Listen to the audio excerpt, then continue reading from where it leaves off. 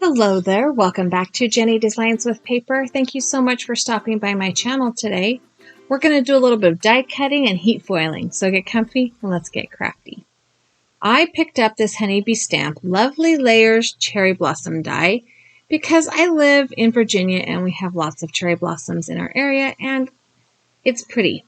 That being said, I am not a die cutting genius and it took me a minute to get this put together. So I ended up cutting out the bottom branch, like the base layer, and then I cut out all of the other layers out of scrap cardstock, and then I turned them over and labeled them on the back so that I would know what to cut out of which color. Then I cut everything out of dark brown for the stem and the leaves and 2 shades of pink, and I am going to go ahead and put all of these pieces right side up on top of this waffle flower ink blending mat. It's like a silicone pad so that none of the little pieces of paper will flop anywhere or slide around on my desk. I did speed this up because, there's a lot of pieces on this and I didn't think you really wanted to watch that in real time. Anyway, the point of all of this is that I want to add a little bit of ink to the center of the base layers of the flowers and a little bit of ink to the bottoms of the inside pieces. So the first ink I'm using is Altenew Cotton Candy, I think, or Spun Sugar, or Cotton Candy. I think it's Cotton Candy. I'm going to use a mini ink blending brush, and I am just going for the middle of each petal. Now, these little petals that are shaped like teardrops, totally did them the wrong end. I ink them up as if the pointy end went up, and in fact the pointy end goes down. So, whatever, it's all good. The second color of ink that I used is another Altenew ink, and it was the Coral Berry, I think is the color. I forgot to write it down, so I had to look in my drawer there for a minute. I'm sorry if I sound weird. I did put a cough drop in my mouth because I could not get through the voiceover without having a coughing fit because pollen is my nemesis. Anyways, I cut the base layer out of dark brown cardstock and I cut it 2 times so that it would have a little bit of dimension, but also so that it would be just a little bit thicker. So I'm going to glue those 2 pieces together with my liquid glue. I am using liquid glue so that I can kind of fidget and get them all lined up correctly before the adhesive sets in permanently. That is the best thing about liquid glue, and that's all I have to say about that. But once I get this all put together, I am going to go ahead and start putting the pieces on. I did have that scrap piece that I had put together off on the side so I could look at it, but also on my computer screen, I have a blown up version of the layering guide from Honeybee's website so that I could kind of see what I was doing from multiple perspectives. Sorry, excuse me. There are a couple of blossoms or pieces to blossoms that I am honestly not exactly sure where they go. So I did my best guess. There are also a couple of layers of petals and leaves where you really have to pay attention to the layering guide to make sure that you get the leaf down under the petal or the petal down, the blossom down under the leaf based on how the layering was created. That part was easy to figure out. Some of the other layers took me a minute. And I did spend some time I cut this out of scrap cardstock and spent some time getting to know the pieces so I could figure out where they all went. And like I said, there's a couple that I'm not sure I put together correctly, but whatever, we're moving on. So I've got all of the layer 1 down and I'm working on layer 2 and I did put that one on the wrong flower, so I had to go fix it. That's another plus of liquid glue. You have a little bit of working time. Very little, but a little bit of working time. I'm using my, what is this thing called? This is called the Jewel Picker. the Marvy jewel picker to pick up the pieces of that die cut cardstock, and then I'm using the pointy end of my tweezers to kind of hold them in place while the glue dries. Okay, so for the rest of the card, now that I have that beautiful cherry blossom all done, I want to create the other card elements, and I'm going to be doing some heat foiling. So I've pulled out my Spellbinders Glimmer machine, and I have this, what is that one called? It is called the Dual Lines Glimmer Rectangles. I've also picked up some of the Spellbinders paper for hot foiling. It is a very smooth cardstock. It's not a very heavyweight cardstock, but it's very smooth. So I'm going to take this half sheet of paper and cut it down to a quarter sheet because that is all I will need. I don't use this paper for anything but heat foiling.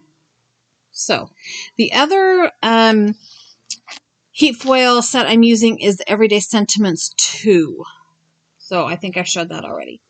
Now I'm not sure exactly which one of these rectangles I want to use. I'm kind of measuring it against the size of the cherry blossom.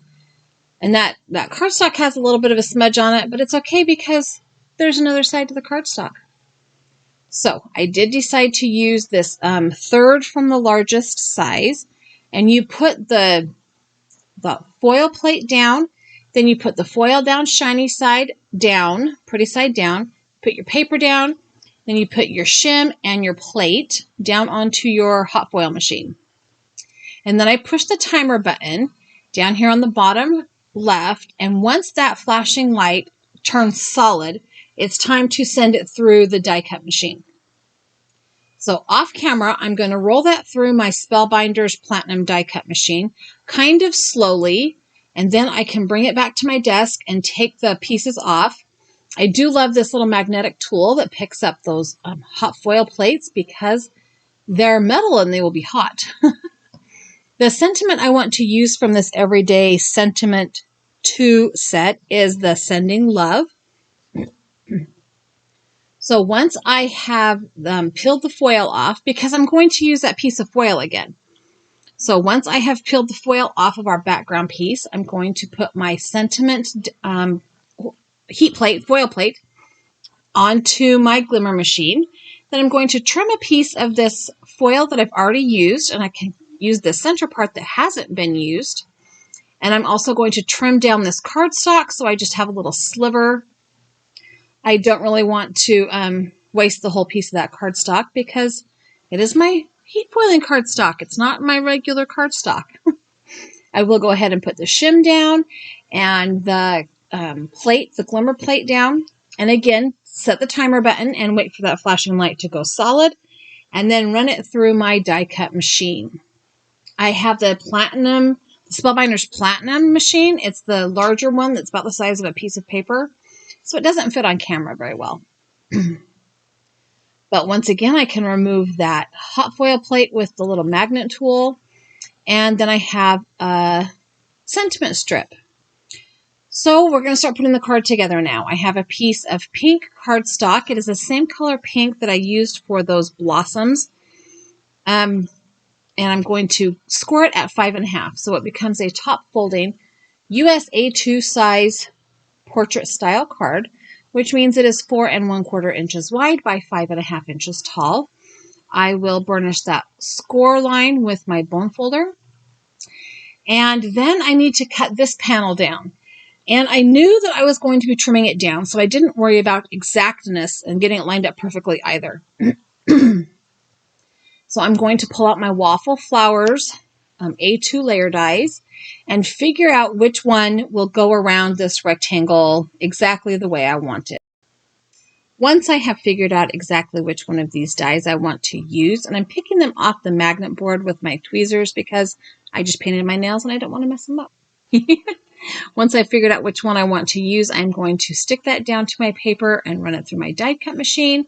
And I've left myself a really wide border of my card base because I think that just looks beautiful. This card layout I just absolutely love. So it's time to trim down my sentiment strip.